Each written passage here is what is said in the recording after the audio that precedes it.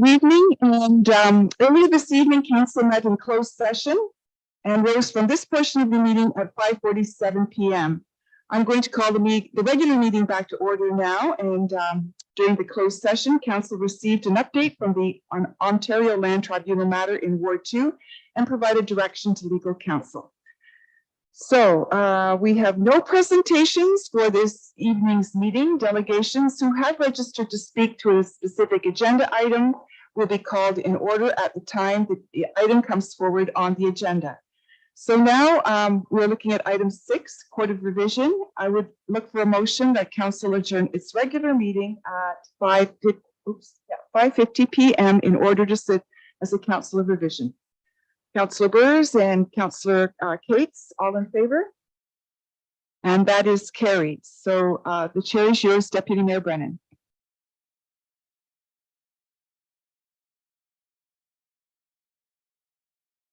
Sorry. This is to deal with the Crafts case municipal drain. We'll call this Court of Revision to order. I'll ask the clerk if there's been any appeals registered. Through the chair, I can confirm that no appeals have been received at the time of this court revision. Thank you. Thank you. Are there any questions from the members? Seeing none, all parties to the drain will receive written notice of the Court of Revision decision, which will contain additional information on the process to appeal the decision of the Court of Revision to the Ontario Drain Tribunal. And we'll now adjourn the Court of Revision. Do we do, or we have to do the, yeah, okay. So the Middlesex Center Court of Revision approves the schedule of assessment for capacity municipal drain provisionally adopted by bylaw 2023-085 as outlined in the report prepared by the Spirit Associates, and that corresponding bylaw be forwarded to council for a final reading, and further that the Court of Revision adjourn at 5:52 p.m. and council resume the regular meeting. Can I mover? Councilor Shipley, seconded by Councilor Arts. All in favor? So moved.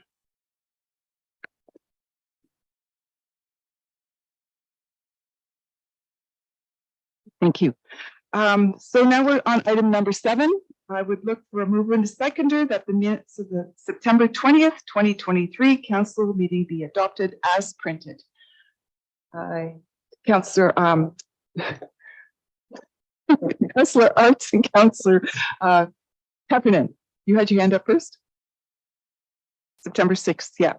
Okay, so that's okay. All in favor then? All right, thank you.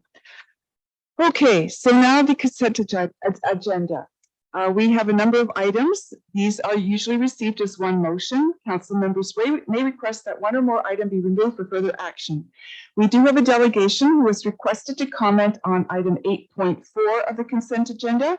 Jane Campbell has registered to speak to the Kamoka Drainage Works Union Ave branch update.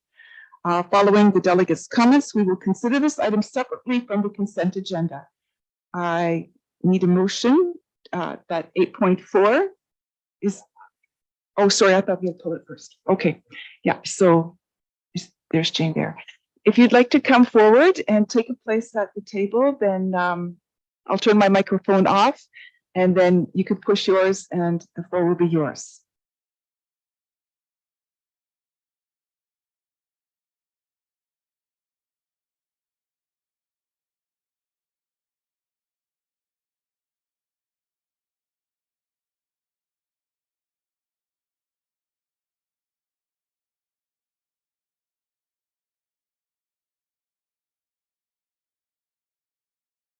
Madam Mayor, members of council, staff, members of the public.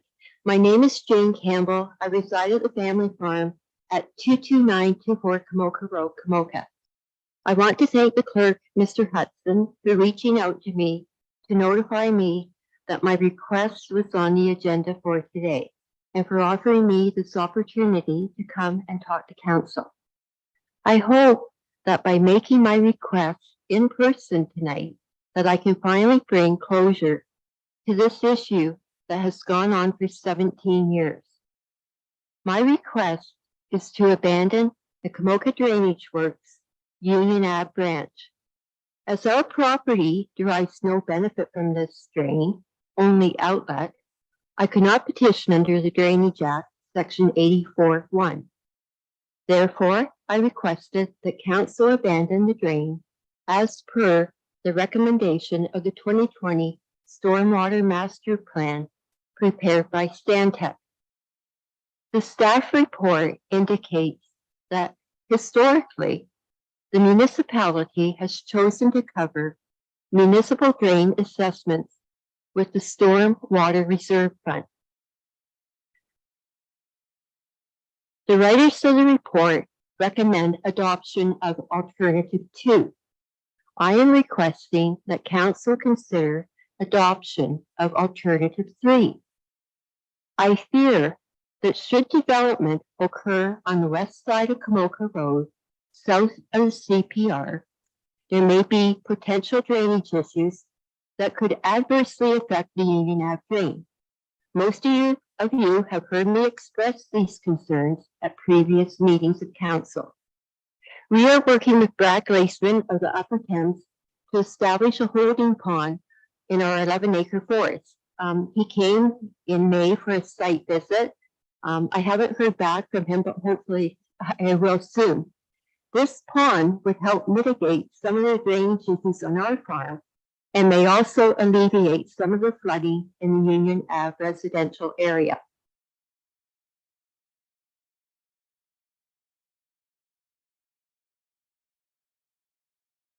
It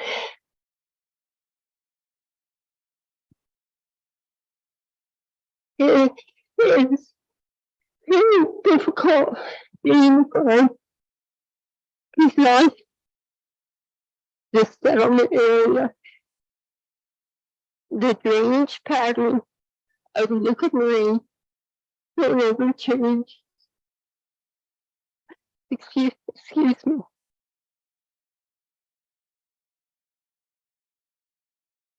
I am appealing to your sensitivity to follow the historical trend and support Alternative 3. Thank you for your time. I would be happy to answer any questions that you have.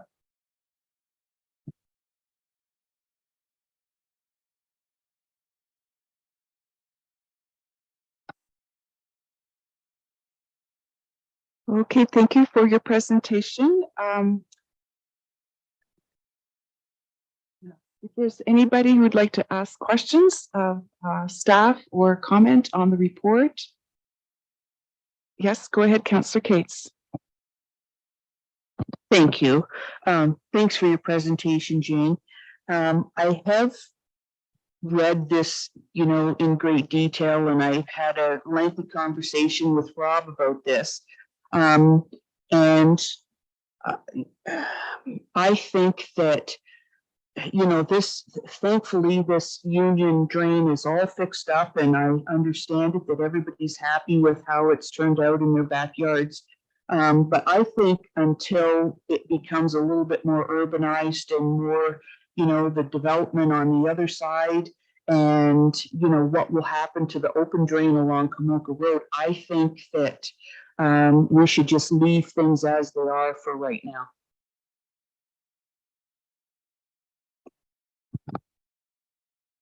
Okay, thank you. Is there anyone else?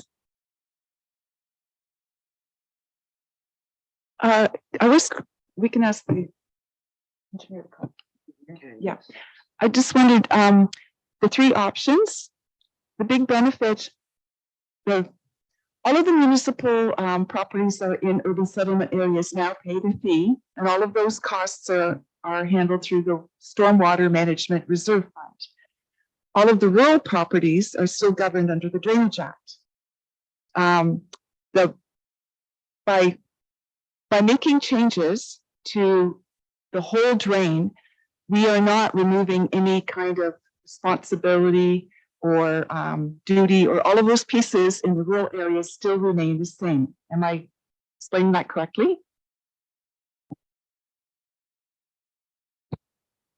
So to the mayor, so if I'm going to say, so if we abandon the drain and the drain disappears, then the responsibilities become different, because then the upstream landowners no longer have any assessment under the Drainage Act. Does that answer your question?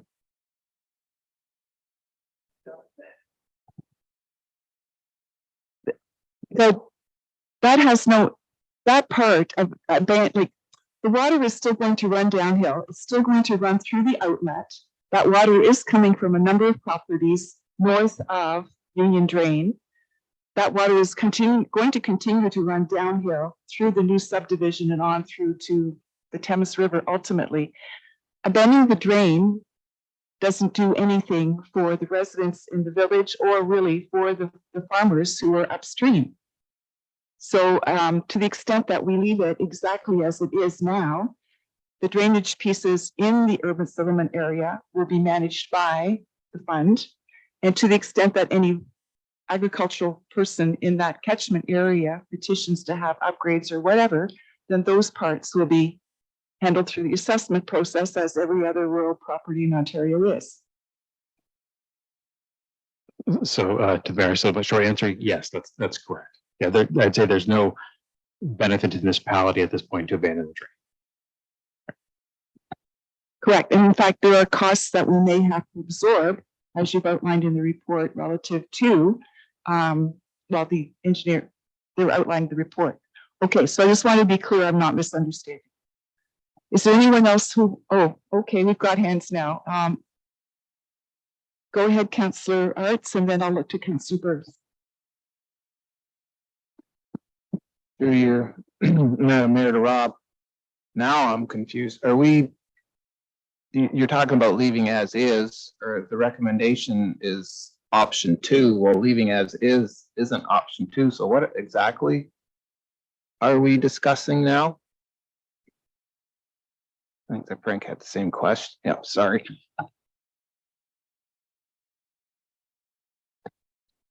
So through Madam Mayor, so the recommendation was option 2, but I believe the question from the mayor was regarding option 1. Right. So option 2 was a partial abandonment of the drain. Okay. Through your Madam Mayor to Rob, I think what Jane's concerned about is the county part. That's any work the county does will not be assessed onto the upstream landowners. I think that's her concern.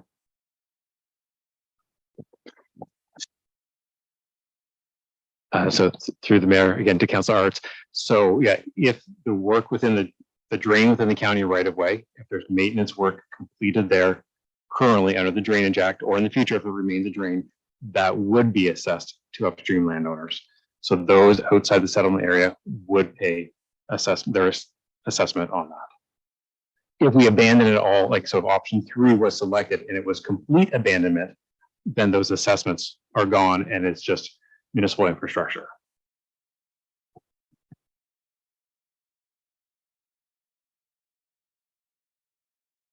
Councillor Burrs? So you stand by your recommendation as the report as written. Number 2. Okay. Oh, yes. So through the mayor to Councilor Burrs, so I'm satisfied with number 2. Is there a benefit to municipality to number 2? I would say there is not. It's really a benefit to the upstream landowner to take option 2 or 3.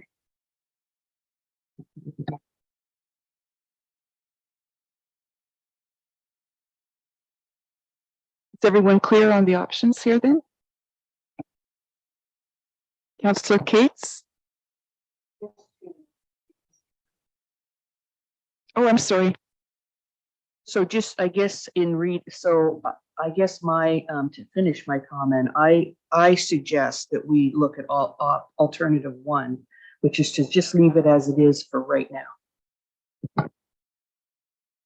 Anyone else? Okay. Oh, just a sec. I have to consult with the clerk for 1 minute.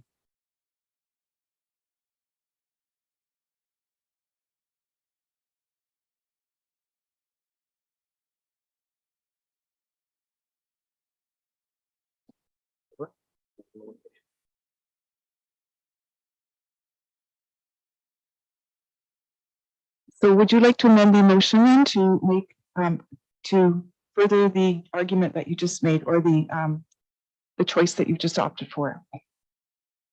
Yes, please.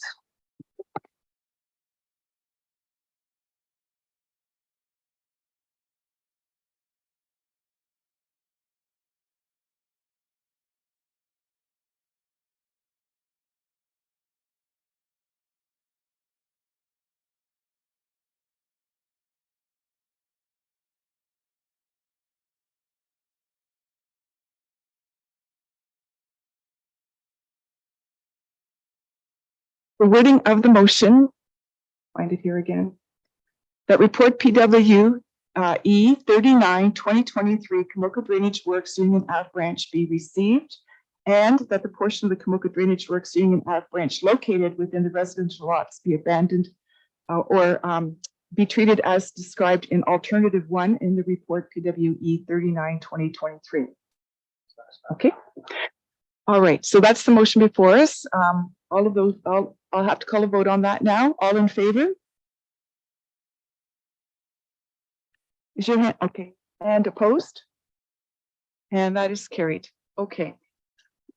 Thank you. And now we have the motion for the remaining consent items 8 through 8.1 through 8.3 on 2023 be adopted as recommended. If there's nothing here that is warranting comment or questions, then I look for a mover for that. Councillor Burrs and Councillor Shipley, thank you. All in favor? And that is received. Okay, now we can move on to staff reports. The first item up tonight is the municipal compensation review follow-up report, and I'll look to Mr. Hudson to do the report for us, please. Through the chair, thank you very much. This report is a follow-up to the report which was provided to council at the previous meeting, which was held on September 6th. At that meeting, council received a report with respect to council's compensation review, where there was some comparator information provided to council and an analysis of the current compensation when compared with some of our area partners here in Middlesex County, as well as some similarly sized municipalities throughout the province of Ontario. At that meeting, we received direction from council to take that report back. The reason for that direction was to prepare an analysis of what a compensation increase would look like if a $2,500 base increase was applied to members of council, and then the proportional percentage increase of that being approximately 10%, almost 10% rate on, was then applied to the salaries of the mayor and the deputy mayor. The purpose of that motion made by council was so that any increase applied to council's compensation would be done so in a proportionate manner. So staff have prepared a report which contains those numbers as reflected, the $2,500 base increase to councillor salaries, and then that 10% difference added to the mayor and deputy mayor salaries. So the recommendation before you contains those numbers. I'll leave it at that for now, and certainly available to answer any questions which council may have. Thank you. Thank you for that report. Are there any questions or clarification that we'd like to get from the clerk on the report? I don't see any hands, so we do have a motion before us that report CLK 10/2023 regarding council compensation review follow-up be received, and that council approve the recommended increase to the remuneration for the council members as follows: Mayor, $37,544.92. Deputy Mayor, $29,649.42. Board councillors, $25,703.43. And further, that the recommended remuneration be effective January 1st, 2024, and include the annual cost of living adjustment as approved per resolution 2023 number 232. Do I have a mover, please, and a seconder?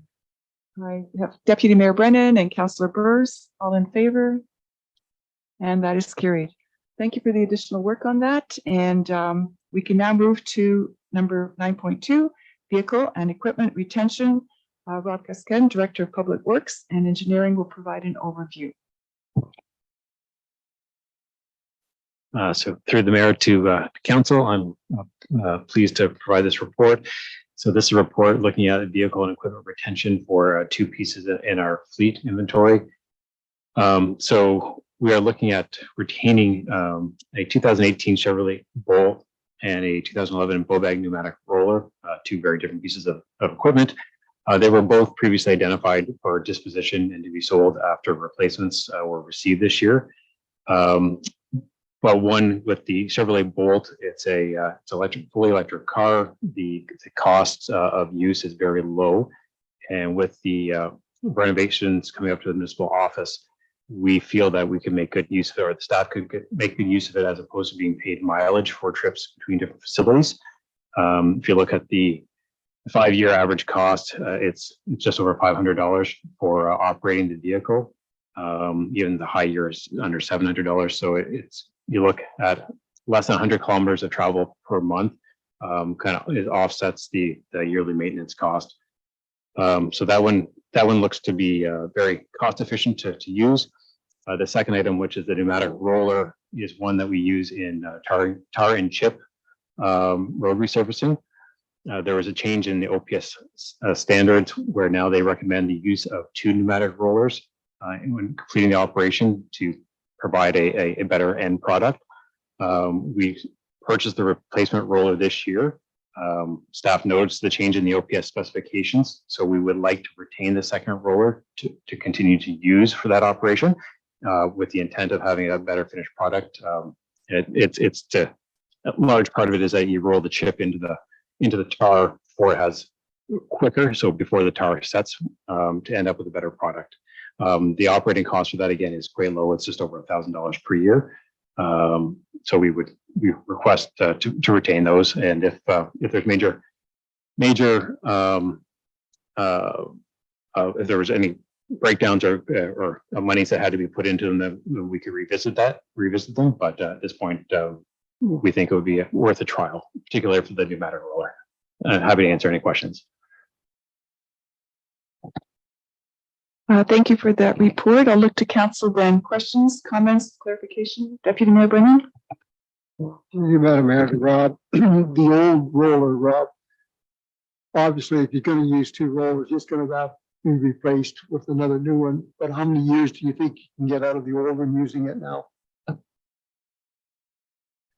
That's a good question, and I don't have a definitive answer for you. I know it was 2 years beyond the recommended replacement already, so it was 12 years old. That being said, it's still fully functional, and the maintenance costs over the last few years have been reasonably low. So, we would hope to still get a number of years out of it. I don't see any hands. We have a motion before us. It is that council received report PWE 36/2023 regarding vehicle and equipment retention, and that council approve the retention and continued use of vehicle number 2507, that is the 2018 Chevrolet Bolt, by Transportation Services, and further the council approve the retention and continued use of vehicle number 3608, which is the 2011 pneumatic roller, by Transportation Services. Is there a mover, please, and a seconder? Councillor Shipley and Councillor Heffernan, all in favor? Thank you. That carries. Okay, we're done with that part. We now have to move into the Committee of Adjustment. And I would like someone to move in a seconder for a motion that council will adjourn its regular meeting at 6:14 p.m. In order to sit as the Committee of Adjustment under Section 45 of the Planning Act 1990 as amended, consider the minor variance applications listed on September 20th, 2023 council agenda. Do I have a mover, please, and a seconder? Councillor Cates and Councillor Bruce, all in favor? And that carries.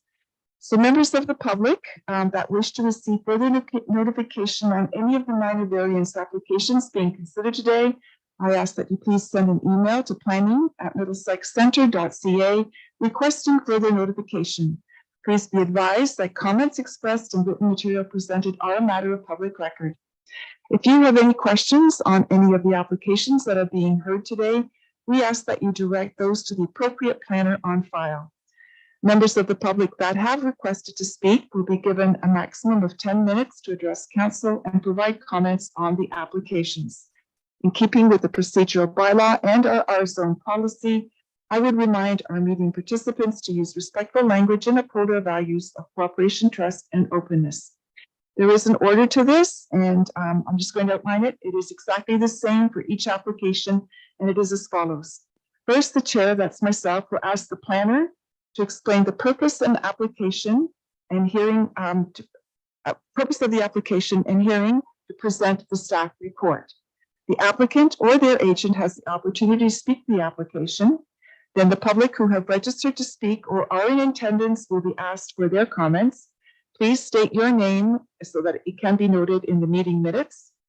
Then the municipal clerk or planner will note any additional comments received from circulated agencies and the public not included in the planning report.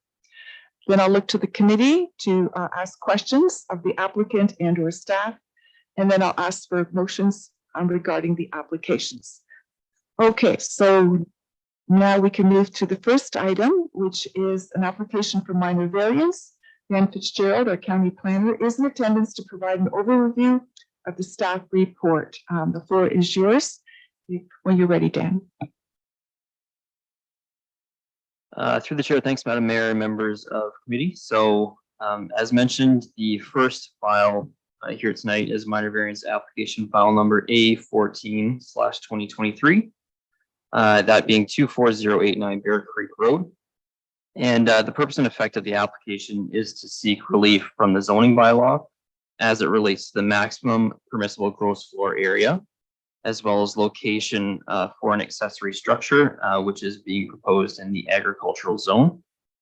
The applicant is requesting a maximum size of accessory buildings of 222.9 square meters, or 2,400 square feet, which is represented as 4.7% lot coverage, whereas the bylaw permits a maximum size of the lesser of 110 square meters or 3% lot coverage. So in this particular case, given the size of the lot, the maximum permissible size as per the bylaw is 110 square meters. The applicant is also seeking relief to locate the accessory structure in the front yard beyond the forwardmost portion of the house. And the effect of the proposal, again, is to facilitate the construction of one accessory building, which is located in the front yard of the property. So the subject property is approximately 1.16 acres in size. It currently contains an existing single detached dwelling, as well as a number of mature trees. A portion of the lands along the north interior side yard is regulated by the St. Clair Region Conservation Authority. The site plan provided by the applicant does show an accessory building proposed along that north interior side yard, which directly abuts the neighbor's dwelling and associated accessory structures. The owner has stated that the purpose for the accessory building is for personal storage.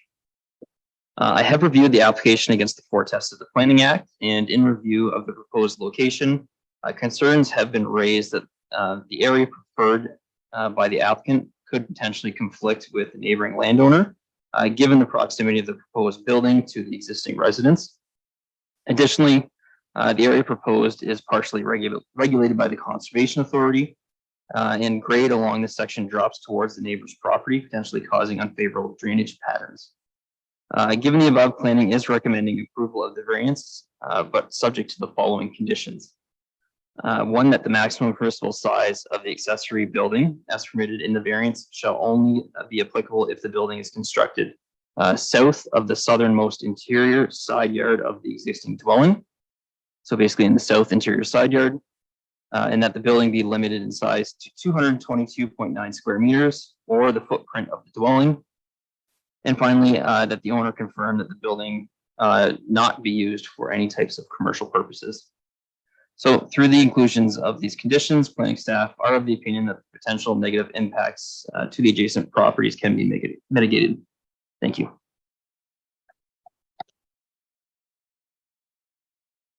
Okay, thank you for that. I wonder, is there the applicant or the agent or the applicant who'd like to speak? If you come forward, I'll turn mine off and then you'll have to turn yours on.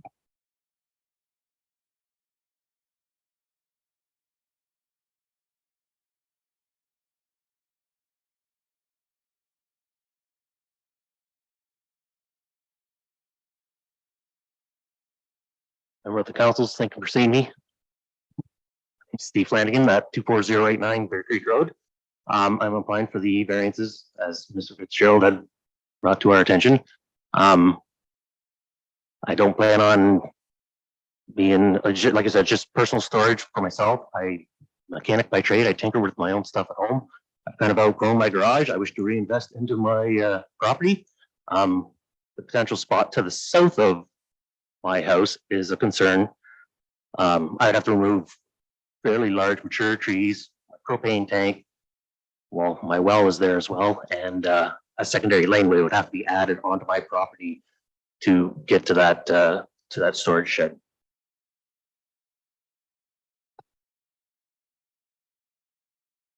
I'll ask now for the public. We have to go through the order here, so we may come back with questions. The next person, the public who have registered to speak, so or people who are in attendance, is there anyone who would want to present or comment on the application? Yeah.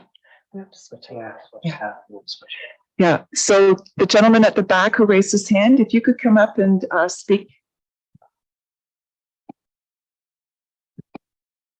It'll be red when it goes on.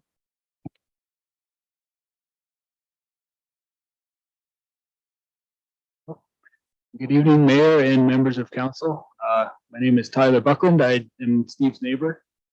Just don't have too much to say. We did write a letter, my wife and I, outlining our concerns with Steve's proposal. I understand that Dan has revised his recommendation a little bit based on that. I tried to keep our proposal or our objection letter as concise as possible, but there's some anecdotal things I'd like to share.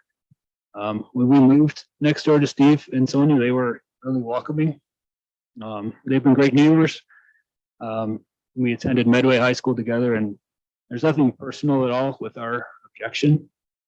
Our concerns were outlined, and my only question for Dan is, in reading his revised recommendation, we weren't completely sure what it meant. He recommended that Mr. Flanagan build on the south side of his property, but it seemed like a little vague to us. There was also a permission for them to build on the north as well, if they kept it smaller. So that was just my one question for Dan. Dan, if you want to respond to the questions, I just checked with the clerk. It's okay to jump in.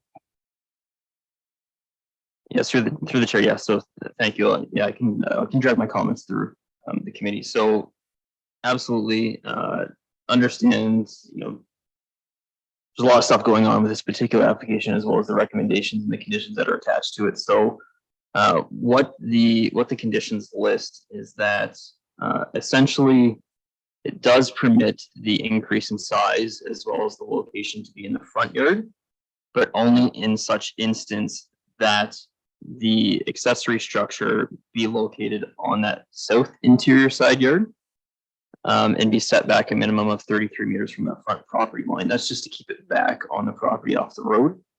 And then further to that, it does limit the size of the building to either 222.9 square meters or the footprint of the house. So Mr. Flanagan has provided us with a drawing that shows that the house is 2,400 square feet.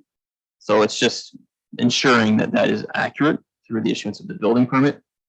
And then further through there, I've also included a condition, just more so notifying the owner that the building should only be used in accordance with the zoning bylaw and that no commercial uses would be permitted within the structure. So based on the comments, Mr. Flanagan could effectively build an accessory building on the north side of the property. However, that accessory building would have to meet the requirements of the zoning bylaw. So only in such instance that the building is built on the south side are these additional permissions granted to them. Okay, thank you. So, is there anyone else in the audience in attendance who would like to speak to this matter? Just make sure. Okay, no. There were no other comments? Okay, thank you. I'll now turn to the committee to get questions and comments answered. So I'll start with Councillor Cates. Thank you. Through you, Madam Mayor, to Dan. So I thought I had this all figured out in my head, and now you got to clarify to me the north and the south.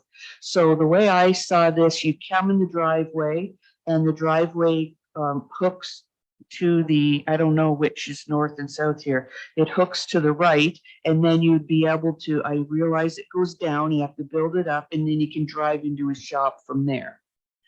That's how I took this to mean, and now. So you, okay, thank you, John. So you're saying make his driveway go the other direction so that he's away from the next door neighbor. Is that how you have it written up? Yeah, so through the chair to Councillor Cates, that's exactly essentially what the conditions would require as part of the variance approval. So, and the intent there is that the accessory structure, in conversations with neighboring landowners, be located as far away as possible from them. So if it's on that, I'm calling it the south interior side yard, but basically the portion of the property that is furthest away from that neighboring parcel to the north, which is wherever that south interior side yard is on the house, just basically draw a line straight up. It can be located anywhere in that location on the lands. I'll start with I'll just move this way. Oh, sorry. Add-on? Yes, sorry, through you, Madam Mayor. So Dan, one thing I just remembered my question. Do we know in this diagram, where is this septic bed? That was the other thing that I had made a note of for if this house, if the building was on the north side, whereabouts is the septic? Is that gonna play a part in this? So through the chair to Councillor Cates, so the septic system is not shown on the drawing that was provided to staff. And we looked in the building department to find if we could find records of where it could be located. We were unsuccessful in that. We did find an old drawing from an old permit that showed the septic system kind of off the rear of the house, actually towards the north. But again, that's anecdotal. We don't know what's actually there. I don't know exactly where it is on the lot. I do understand that there's a well on that south interior side yard as well as an existing propane tank. But depending on where that is located on that side, the accessory building could be moved up on the lot because it does permit it to be within the front yard. Okay, I'd add Councillor Heffernan and Councillor Arts as well. Through the mayor to Dan. So I can see that there's really no other location for this shed because there's basically only a front yard. There's very minimal backyard. So there really isn't a choice to put it there, which normally would not be recommended. Now the building itself is fairly large for personal use. So do you have any idea of what type of stuff would be put in there? It's also very high. Oh, sorry. Yeah, so through the chair, I never want to speculate what an individual is going to do with the building, but all I've been told is it's for personal storage. Thank you. The next, so I just wanted, just for clarification, to confirm exactly you're recommending approval, provided that there's 3 conditions that are met. And the first one being that this building is constructed on the south side of the property, which is on the opposite side of the laneway, basically. That the size is limited to 222.9 square meters, or the footprint of the dwelling. The footprint of the dwelling, meaning the walls, excluding any decks or porches or basement, or the garage, the attached garage, correct? And then the third one is that the building cannot be used for commercial use. That's correct. Okay, thank you. Yeah, so through the chair, just one point of clarification to the councillor. So floor area in the bylaw does include attached garages, based on the calculation. So they would be permitted to include a calculation for a physically attached garage as part of the foundation to the size of the dwelling.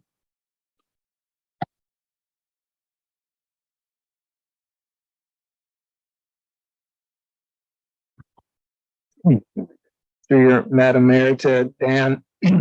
Originally, I was gonna ask a bunch of questions to make sure everybody assumed what we were voting on, but between your explanations, Councilor Hefferman's excellent questions answered, I figure everybody knows what's going on, so I'm good. Thank you. Through you, Madam Mayor, just to Dan, just to clarify, Dan, if he wanted to build on the north side, you're saying he would have to stay within the limits that the bylaw permits, so that would be down to 110 square meters instead of 222? Is that what you're saying?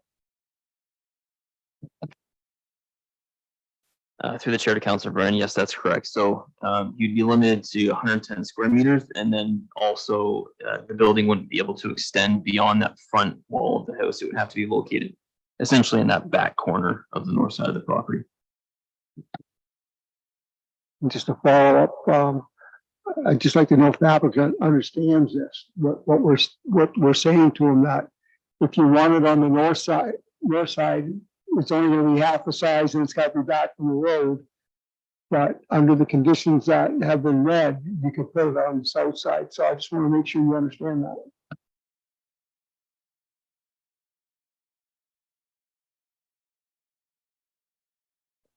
The reason for it being so close to the road is for the septic system. I know that it runs on an angle northwest off the west wall of the house. I think I had to be so many meters away from the septic system as well. That's why it is for the front yard variance to keep it within the limitations of the bylaw, to have it away from the septic tank runs.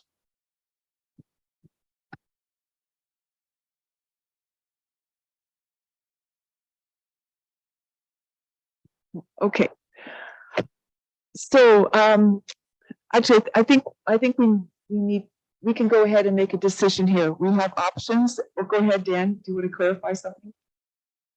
Yeah, through the chair to the committee. So entering the condition, I would maybe suggest for consideration that council or committee, strike the last point on condition number 1, being that the setback be set back a minimum of 33 meters from the front property line, and rather just state be set back the minimum front yard requirement for the zone.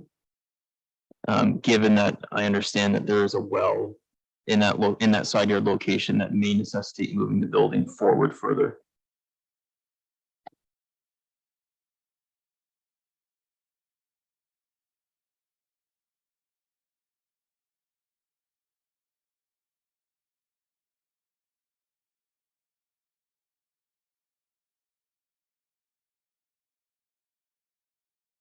I'll read this, and if I'm off, then you can jump in and correct it, okay? So if there are no more questions from the committee, then the motion before us is that the minor variance application A14 2023 filed by Steve Flanagan for relief from the zoning bylaw in order to permit an increase to the maximum permissible size of an accessory building and permit the accessory building to be constructed in the front yard for a property municipally known as 24089 Bear Creek Road be granted subject to the following conditions. That the increase to the maximum permissible size for an accessory building shall only be applicable in such situation that an accessory building is constructed south of the southernmost interior side yard of the dwelling, set back the minimum front yard for the zone. And that the size of the accessory building be limited to the lesser of 222.9 square meters or the footprint of the dwelling, and that the owner confirm that the building shall be only used in accordance with the permissions of the zoning bylaw, and that the building shall not be used for any type of commercial business. And further, that the reasons for granting the minor variance application 14/2023 are that the request complies with the general intent and purpose of the Middlesex Center official plan and comprehensive zoning bylaw. The request is minor in nature, and the request represents appropriate development on the subject property. That is the motion. Do I have a mover, please? Councillor Arts and Councillor Cates, all in favor? And that is carried. Thank you very much. Thank you. Moving on to 10.2, this is another application for minor variance. It's also your file, Dan, if you'd like to provide the overview of the staff report, please. Yeah, so through the chair to members of the committee. The second minor variance application we have here tonight is with respect to file number A15/2023, being 99 William Street, which is located in Delaware. So the purpose of the application for minor variance is to seek relief from the bylaw to allow a home occupation to operate out of one vehicle stall in the existing 3-car garage with an approximate size of 86 square meters, and that is an attached garage. And the effect of the proposal is to establish a pet grooming business in one of the stalls within the existing garage. So the subject lands are surrounded by residential on all sides in the format of single detached dwellings. They are a designated settlement area in the county official plan, residential in Middlesex Center's official plan, and these are zoned community residential first density in the bylaw. So as indicated, the applicant is requesting permission to operate a home business, that being an appointment-based dog grooming facility out of the existing 3-car garage. As proposed, the applicant does wish to convert one of the stalls, being approximately 260 square feet, to a grooming facility. All the animals will be kept internal to the building on an appointment basis, and the interior retrofit will add insulation to ensure no noise travels beyond the dwelling. The applicant is also blocking access to the rear yard of the property and only includes a small outdoor space for animals to utilize for washroom facilities. So I have reviewed the proposal against the Planning Act test for a minor variance, and generally I am of the opinion that the proposal does meet the tests and that an appointment-based dog grooming facility could be considered an appropriate use, subject to the conditions that I have listed in the report. So thank you, and I'm available for any questions. Okay, thank you for that report. The procedure will be the same as in the previous case. If the applicant or the agent for the applicant would like to speak to their application, you may come forward. If you'd like to speak, you can come forward. Nothing to say? Okay. All right, that's all right. And there are no public that have registered. Okay, no one has come on anywhere to comment. So no agencies. Yeah. Okay, so I guess it's up to the committee now. Go ahead, Councillor Cates. Thank you, through you, Madam Mayor. I just wanted to make a comment that I think this looks good. We actually used to go to a groomer that had a setup almost the same as this. I think this one's even nicer, and it was in a much smaller lot in a very dense neighborhood in London. And I think this is a great idea, in my opinion. Through you, Madam Mayor, can I ask a question of the applicant? You can just stay there. So I presume you talked to your neighbors. They're okay with this? Okay, good. That's it. No other questions. Anyone else? I don't see any hands. So the motion before us is that the minor variance application A15/2023 filed by Caprice Gautreau for relief from the zoning bylaw in order to allow for home occupation to operate out of an existing detached garage for a property municipally known as 99 William Street be granted subject to the following conditions: that all dogs shall be kept internal to the garage as identified in the applicant's building plans, and that the outdoor runs not be permitted in association with the use, and that no boarding of animals be permitted, and further that the reasons for granting minor variance application A15/2023 are that the request complies with the general intent and purpose of Middlesex Center's official plan. The request complies with the general intent and purpose of Middlesex Center's comprehensive zoning bylaw, The request is minor in nature and the request represents an appropriate development on the subject property. Could I have a mover, please, and a second? Councillor Bruce, Councillor Coates, all in favor? And that is carried. Thank you. Now moving on to another minor variance application. And again, Dan, the file is yours. So through you, Madam Mayor, to members of the committee. So the third application on the agenda tonight is with respect to minor variance file number A17/2023, that being 2708 Gideon Drive in Delaware. So the purpose and effect of the application for variance is to seek relief from the bylaw, as it does relate to the maximum permissible gross floor area, as well as location for an accessory building that is located in the community residential first density zone. The applicant is requesting a maximum size of all accessory buildings on the site of 59 square meters or 635 square feet, which is represented as 2.5% lot coverage in this case. Whereas the bylaw would permit a maximum size of the lesser of 50 square meters or 3% lot coverage. So in this case, they would be limited to 50 square meters based on the lot area.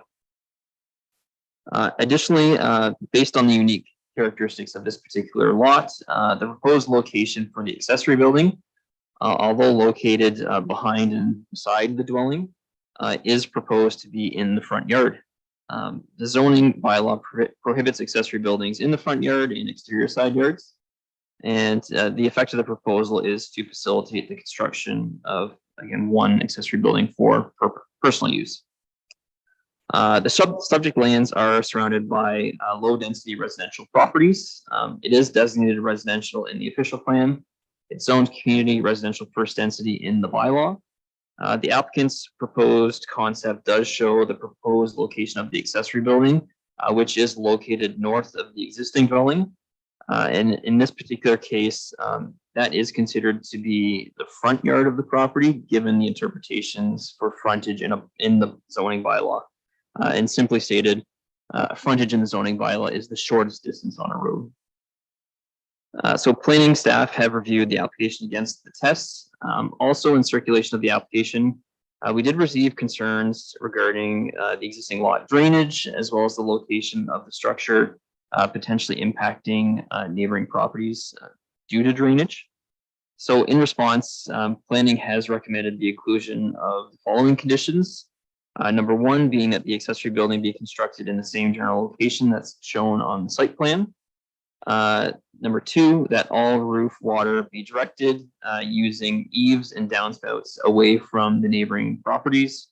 And number three, that the applicant provide an engineered lot grading plan sealed by a professional engineer licensed in Ontario, which ensures that the building does not interfere with local drainage, and a letter from a professional engineer stating that the additional roof runoff generated will not negatively impact adjacent properties.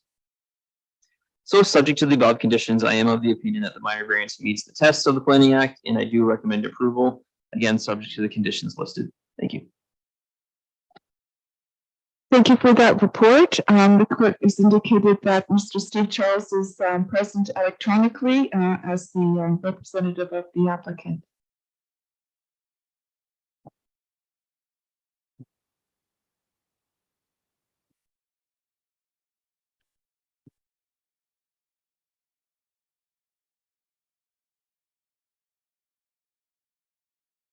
Hello?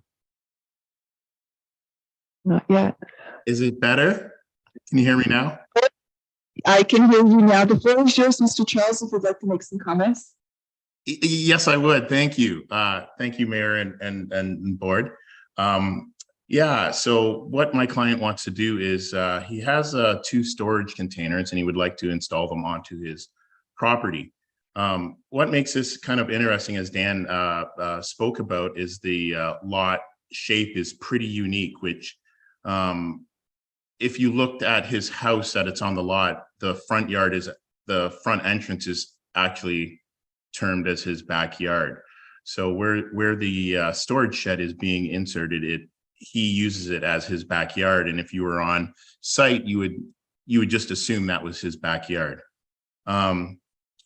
Secondly, a major point in this is that these are prefab storage containers, just like a sea can, 2 sea cans. And basically each sea can has 3 sets of bearing points on each side. And what we are doing is inserting helical piers, which are like screws that go into the ground until they create enough tension to bear the weight. This building is going to be like, there will be no construction for these buildings. The helical piers will be drilled into the ground, and then the storage shed will be put on top of the piers. And there will be like a 1 inch, there'll be like a difference. There will be no change to the existing grade. So with respect to getting engineered grading plans, we're not changing the grade in any way. I took pictures and actually went out and surveyed the site, and the existing house, which is next to it, is actually 3 feet lower naturally. On their grading is 3 feet lower than the 2.5 feet lower than the existing sidewalk. So I imagine that they already have issues with water or whatnot going there, and any type of grading that we do would not in any way help their current situation, nor would it help our building situation. So with respect to that, to sum that all up, is we're not changing any type of grading at all. We're just drilling into the ground with the helical piers and putting sea cans on them. So I would like to request that the engineering grading plan be stricken off of the requirements, only because there's no grading issues going on. We're not putting in foundation or anything. Thank you for listening. If you have any questions, please feel free.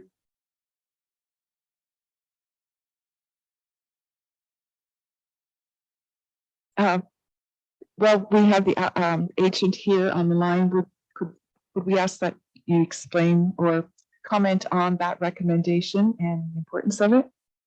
Or, yeah, okay, Rob, thank you. Yeah, so through Madam Mayor to Council. So as the applicant noted, the adjacent property does sit at a lower elevation than the area that they're looking to install this shed. So even if they're not changing the grading, depending what the existing grading is like, if the runoff from the roof is going to hit the ground and be directed to the neighboring property, that may cause an issue for them. So that's where we're looking for confirmation to ensure that they're not going to negatively impact the adjacent property. Okay, thank you for that. Is there anyone here as a member of the public? If you'd like to speak, come forward, and then there's the button. I'll turn mine off and then you'll be able to talk.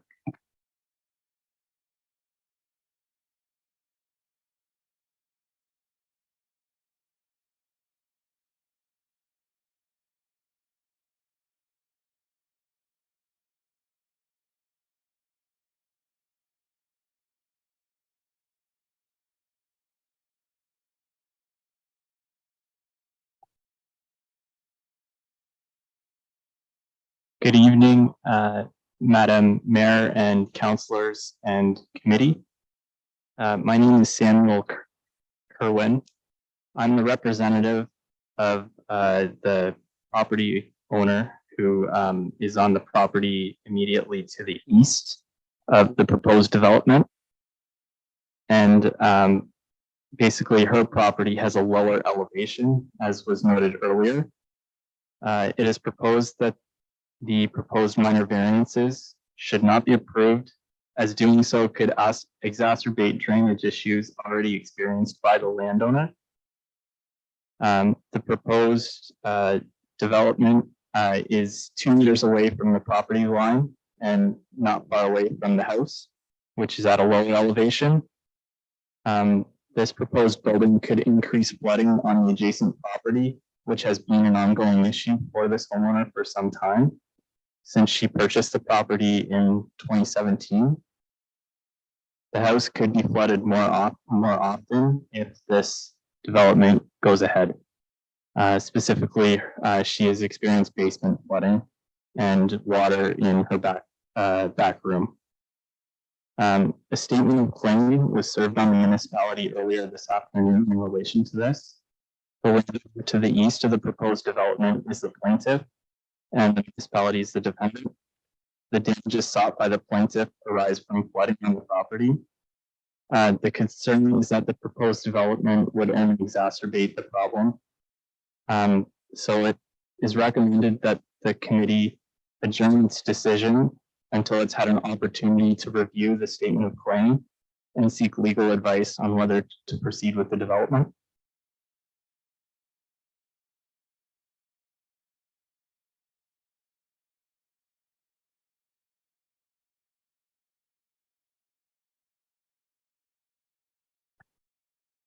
There are no additional comments, none? Okay, and I'm going to look to the committee then. I'll start with Councillor first and go from there.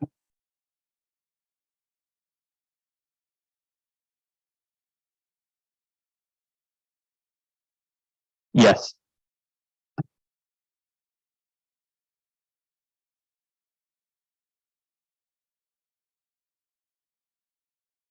This was a United Church that faced Gideon, and it has a substantial addition to the backyard, which obviously was approved. And the front yard actually is used as a backyard facing York Street. So this is all fenced off with a rather elaborate plastic fence that's tall. So my question is through you, Madam Mayor, to Mr. Charles. Has the grading on this property changed with construction in the back end behind the church? Or was this always a problem here with respect to water flowing to the property on York and Wellington? And perhaps Rob could chime in on that too. Yeah. As far as I know, sir, the drainage issues that she's had on her property has always been there. There has been a lot grading plan previously approved for the new construction of the house, which includes a driveway that will be running where our proposed storage sheds will be. And it accommodates drainage. So basically, we're not going to be adding any further hard surface to the lot.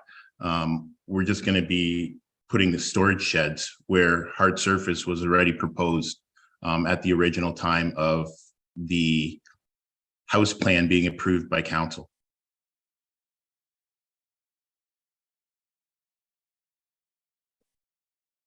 Through you, Madam Mayor, is it you that would answer that, Rob? Is that true? Like, was there hard surface there already? Like, if they put two containers there that they turn into a shed, that's a fair roof area. There's going to be water runoff. Can you comment on that? Oh, yeah. Through the mayor to Councillor Burrs, unfortunately, I can't really provide much commentary because that wasn't through a subdivision or consent. So that was just done through building. They would have received the grading plan as part of the building permit. Anybody else? Councillor Cates? Thank you. Through you, Madam Mayor. One of my questions was going to be, which has already been answered, are these just containers that are, so they're not actually being built, they're just maybe having a roof and some new cladding on them, which is now already been answered. But one of my, maybe just a comment or a question, I believe one of the sea cans is already been sitting there for some time, but maybe, so as far as drainage or, to the other property that's gone on for a while, it's already there. But maybe that roof being on an angle might add to it. Just some comments. Thank you. Oh, may I comment? Yes, go ahead, Mr. Charles. Oh, okay. Yeah, well, we've proposed the roof slope on top of the sea cans to be built on top of the sea cans to slope back to the client's land. So it's not sloping towards the lot line, it's sloping the opposite way. Thank you. I wonder, okay, go ahead, Councillor Arts. Wasn't sure if you wanted in. Whoops, lost that. Through your, Madam Mayor, to Rob, I walked there today. I didn't keep track of the grade, but is there a stormwater drain along there somewhere? Sorry. Through Madam Mayor to Council Arts, there's storm sewer on the roadway. Or are you referring to private property or within the municipal road allowance, there's absolutely a storm sewer system. That was part of that Garden Ave reconstruction. Okay, because yeah, there was great, I think.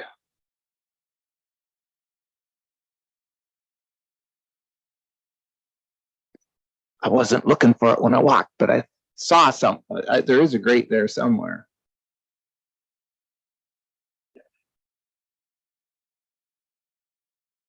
Okay, and one more question through Madam Mayor Rob. So this lot grading needs approval. So if it's not what you desire, they won't get the permit, correct?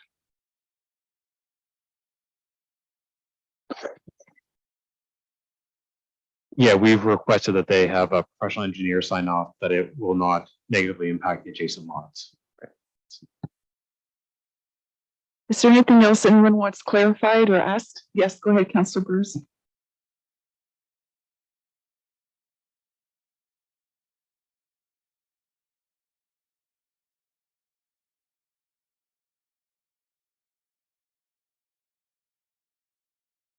There's probably, is there any reason to defer this based on the property owner's agent here and what he's told us?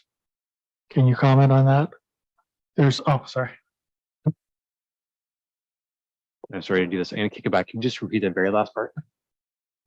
Is there any, based on what the agent for the property owner at the corner of Wellington and York has stated about some sort of claim against us, but more concerned about this water issue has to have been there for years, in my opinion, not just now because of what he has done. This property has always been above that property.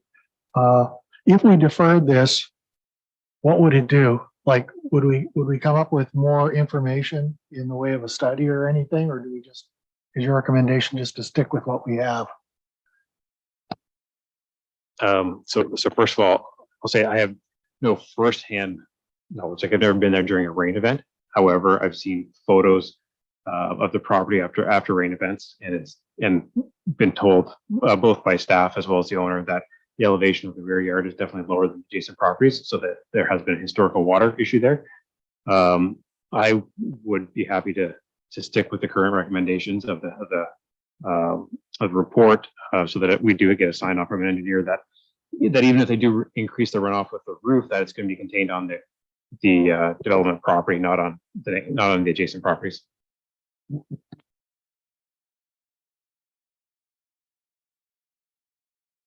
Thank you. Through you, Madam Mayor, to Rob. So I think you may have answered what my comment / question was. So for the landowner, or, for this applicant here, I was going to say, how do they get a grading plan when there's already historical water issues there? But you've answered it. They just need to show that they're not adding to the extra properties. Thank you. I can see you saying yes. Are there any more questions from members of the committee? Seeing none, we do have a motion before us. That minor variance application A17 2023 filed by Steve Charles on behalf of Chad Keynes for relief from the zoning bylaw in order to permit a maximum overall size of 59 square meters for all residential accessory buildings and to place the building in the front yard for a property municipally known as 2708 Gideon Drive be granted subject to the following conditions: that the accessory building be constructed in the same general location as shown in the site in the applicant's site plan attached to this report, and that all roof water be directed using eaves and downspouts away from neighboring properties, and the applicant provide an engineered lot grading plan sealed by a professional engineer licensed in Ontario, which ensures that the building does not interfere with local drainage, and a letter from the professional engineer stating that the additional runoff generated will not negatively impact adjacent properties. And further, that the reasons for granting the minor variance application A17 2023 that the request complies with the general intent and purpose of Middlesex Center's official plan and comprehensive zoning bylaw, that the request is minor in nature, and that the request represents appropriate development on the subject property. Do you have a mover, please, and a second? Councillor Burrs and Councillor Cates, all in favor? And that is carried. Okay, thank you everyone for your time. And now we have to move into public meetings. Could I have a mover, please, that the Committee of Adjustment adjourn at 7 p.m. and that Council resume the regular meeting, and that the Council move into public meetings at 7 p.m. pursuant to the Planning Act, RSO 1990, as amended, to consider the applications listed on this evening's agenda. Mover, please.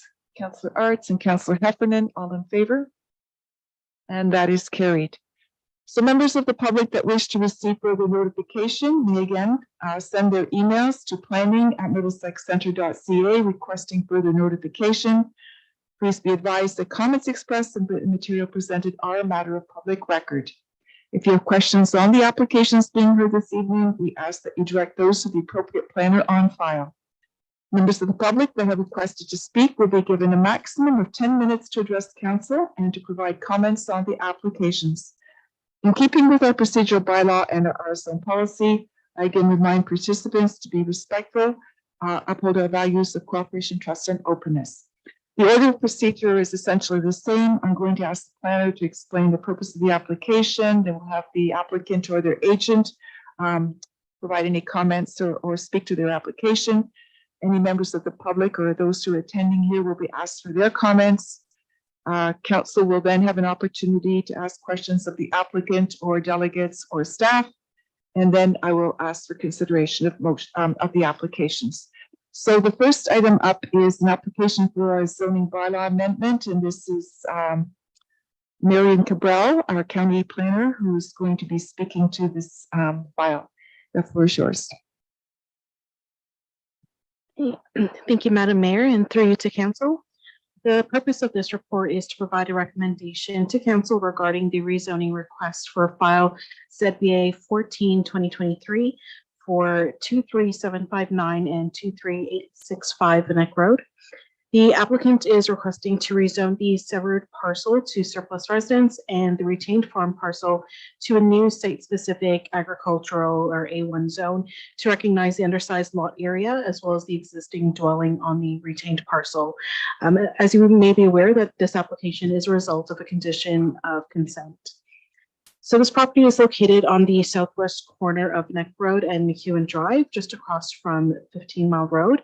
It is irregularly shaped and approximately 24 hectares in area and does contain 2 single detached dwellings, one of which is proposed to be severed and the other is amongst a cluster of farm buildings.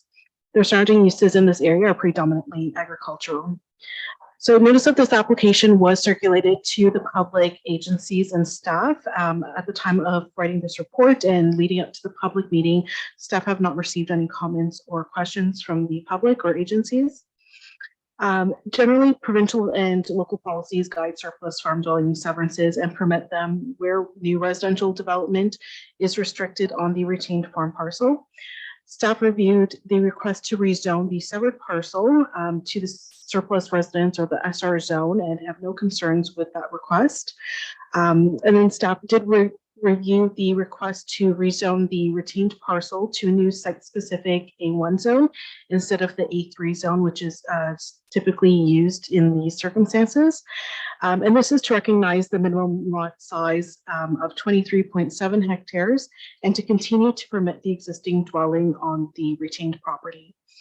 So generally, staff are satisfied that this rezoning request will meet the policies of the PPS and the local official plans, as it doesn't permit any new residential development and doesn't make the existing dwelling a non-conforming use. As a result, plain staff recommend approval of the requested application to rezone the lands to surplus residence and zone, as well as the agricultural exception 47 zone, as it is consistent with the PPS and county and local official plans. Thank you, and I'll be happy to answer any questions. Okay, thank you for that report, Marion. Are there any members of the public in attendance that would like to speak to this matter? I don't see any. Are there questions from council? And I don't see any there either. So that makes it easy. There's a motion before us. That the zoning bylaw amendment application ZBA 14/2023 filed by Stuart Finlater on behalf of 14 Mile Farms Limited for the severed and retained lands of consent application B523 in order to implement the severance of a surplus farm residence be approved. Do you have a mover, please, or a seconder? Councillor Shipley and Councillor Cates, all in favor? And that is carried. We have another application for consent to sever, and this is your file, Dan. If you would give us the report, please. Yeah, through the chair, thanks, Madam Mayor, members of council. So application for consent, file number B18/2023 is a property that's municipally addressed 102 Erie Ave in Kamoka. The purpose and effect of the application is to sever an existing residential lot, essentially in half. The applicant seeks to sever a lot with a frontage of 18.29 meters or 60 feet on Erie Ave in an area of approximately 1,003 square meters or 0.24 of an acre. The retained residential lot would also maintain a frontage of 18.29 meters and area of 1,003 square meters. And again, the effect would be to create 2 new building lots following the removal of the existing single detached dwelling that is located currently on the lands. So the subject property is approximately 2,010 square meters.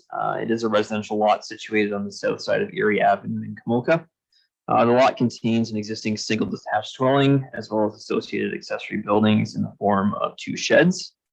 The dwelling is serviced by municipal piped water as well as municipal sanitary services, and the surrounding land uses generally are residential in nature. It's designated residential in the official plan and it's zoned the urban residential first density exception 3 zone.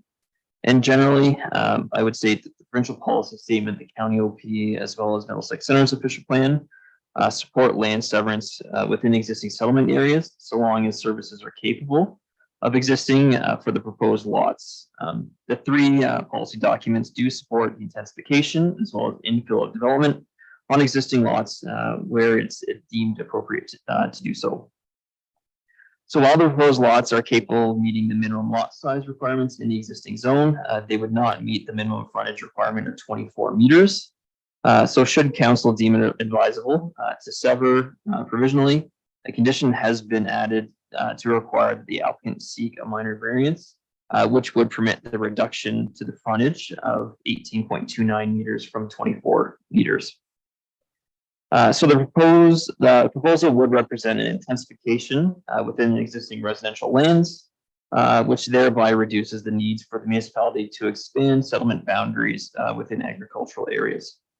So as indicated in the planning report, I am recommending approval of consent file B18/2023, subject to the conditions that are outlined in the planning report. Thank you. Thank you for that presentation. Are there any members of the public who wish to comment or come forward?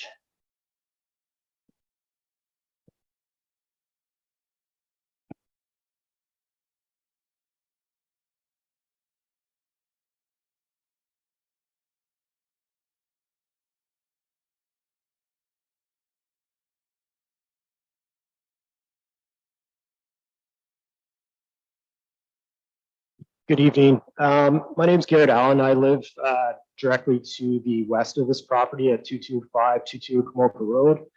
I'm not opposed to the severance of the lot. My only issue is my lot, there's a retaining wall in between our 2 properties, and there's about a 2.5 foot elevation difference between our 2 properties. And with the severance, I'm assuming a new house will be built quite a bit closer to my lot line. With the retaining wall, there is like 4 large Manitoba maples that are directly down the lot line that are old and in rough shape that probably need to be cut down. And these Manitoba maples are actually warping the cinder block retaining wall right now, so it's in pretty bad shape too. So I just want to know that something's going to be dealt with this retaining wall in between the two properties if the properties are severed. And the water drainage would drain onto my lot quite a bit more because it is like 2.5 feet lower. This part of my property actually has a second driveway, gravel driveway, and I have my shop or shed, whatever you want to call it there. And when we do get a heavy rain, the water does kind of run down my driveway into towards my shop. So I just have some concerns about the elevation difference and the, the condition of the trees and the retaining wall in between the two properties. And I just want to make sure something's dealt with at the time.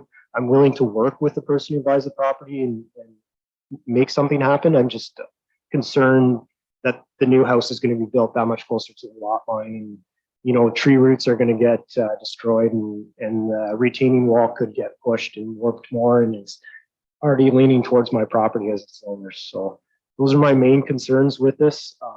Like I said, I don't oppose the severance, but just want to make sure those issues are dealt with. That's all. Thanks. There are no other people who've registered or who are online, so I could look to council. Are there questions on this application? Councillor Cates? Oops, sorry. Thank you. Through you, Madam Mayor. I don't have any questions. I just wanted to make a comment. I know that there was a neighbor on the other side had sent in some comments, and so I just don't want it to go unnoticed that, obviously they were read.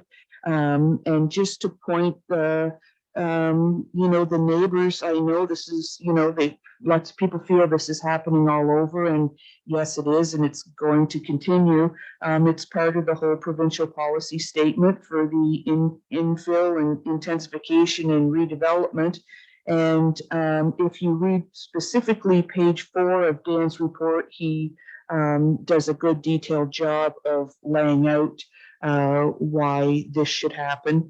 I just also wanted to make a comment that I like that this is divided in half as opposed to another file we saw a month or two ago. And 60 feet, 2 60-foot lots is actually some pretty good sized lots in today's day and age of new development. Just some comments. Dan?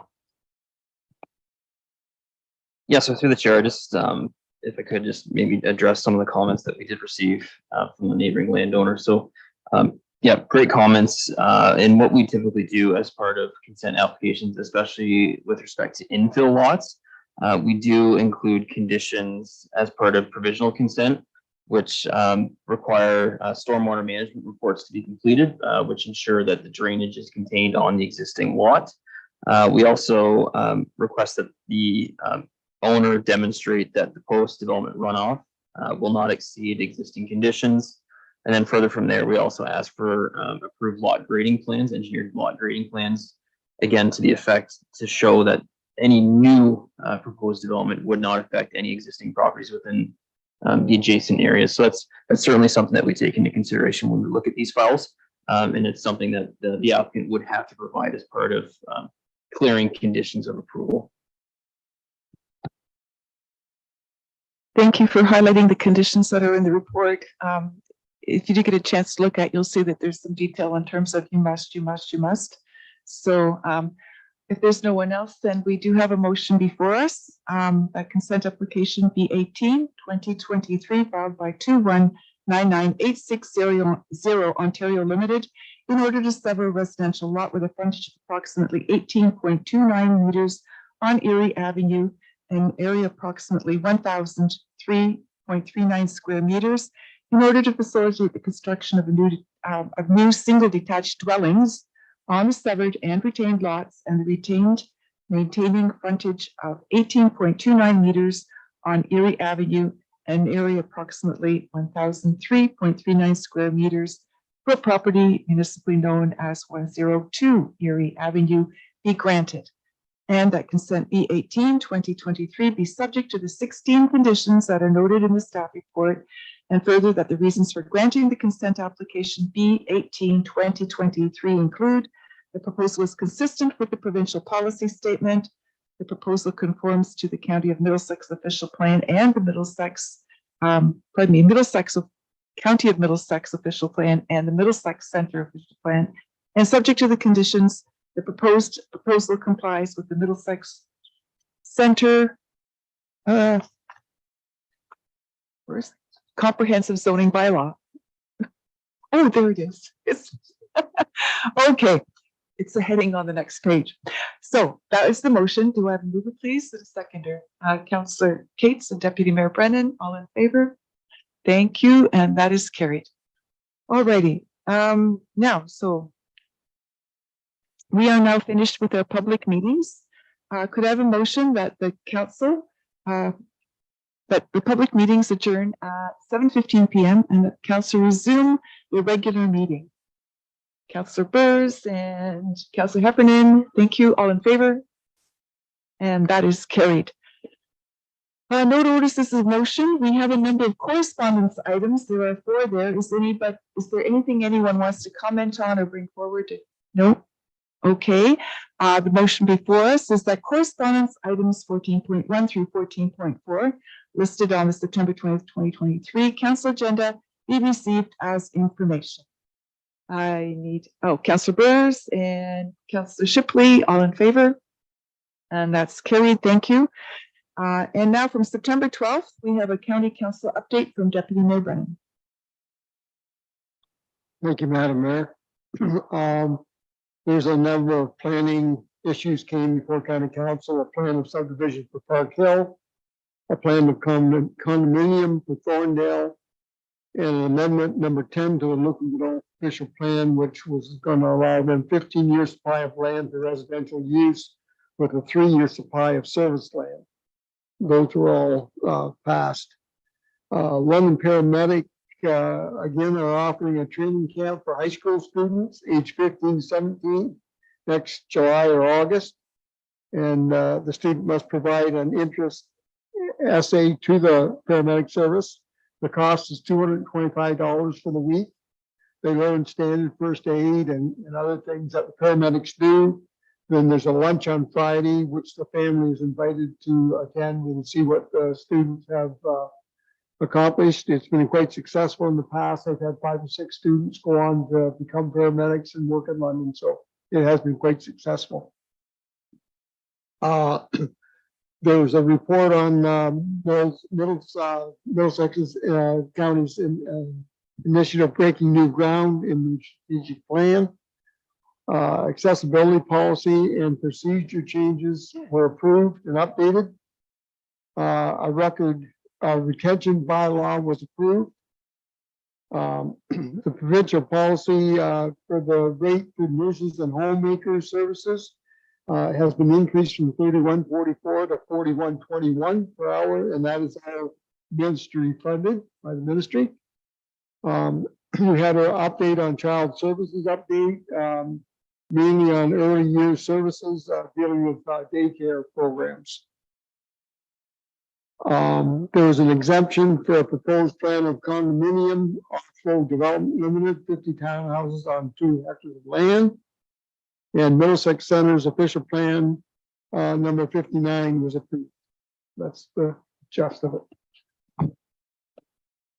Thank you, Deputy Mayor Brennan. Any questions or no? Okay, good. Now we can move on to other business. And I have one announcement under other business. Last week, I got an email about the provincial government launching a program called the 2023 Excellence in Agriculture Program. And the purpose of this is to recognize agricultural excellence in 11 categories. For example, excellence in food processing or agri-food education, talent recruitment, supply chain management, and excellence in research and innovation. Subsequently, I was delighted to learn that Stanton Genetics, a global leader in Holstein dairy genetics and high genetic merit cows and bulls, is nominated for an Ontario Excellence in Agriculture. Stanton Genetics is a division of Stanton Farms and was established in 2021 to further promote decades of Stanton Farms research and development in the Holstein dairy livestock, breeding and high quality genetics programs. So on behalf of the municipality, I'd like to extend our sincere congratulations to Stanton Genetics and the Stanton family for their ongoing efforts and contributions to agriculture that have led to this excellence in agriculture recognition. And also, another really important announcement is this is our last council meeting in this building as we know it. We're moving. Municipal office is moving temporarily as of October 3rd, 2023. The offices are going to be renovated. It's going to be a big project, and we're not going to be sitting here. So during the renovations, all of the front desk services, so for example, tax bill payments and general inquiries, are going to be handled at the Kamorka Wellness Center at 1 Tunks Lane. And the hours will be 8:30 to 4:30, just like you're used to, Monday through Friday, and excluding holidays. Council meetings will be held in Ilderton at the Community Center. Watch the council calendar for the on the website for information about the upcoming meetings and to find agenda content. And I can't stress enough, we've got really good communications people. Keep checking the municipal website. All kinds of updates and information will be there. If you're confused about anything, numbers are all the same. You can reach out and get some help. It'll be a transition for all of us, but if we work together, we can get through this. So with that, I think I can ask now for a motion to, oh no, wait a minute. We got our, oh great, I've messed up my pages. Oh, here it is. That's the one I was looking for. We have bylaws. The motion is that the bylaws 2023 number 103 to 2023-104 listed on the agenda for this evening be approved. A mover, please, and a seconder. Councillor Arts and Councillor Shipley, all in favor? Thank you. That is carried. And now the adjournment. The motion is that Council for the Municipality of Middlesex Centre adjourns the September 20th, 2023 Council meeting at 7:21 p.m. Councillor Burrs and Deputy Mayor Brennan, thank you. All in favor? And that is carried.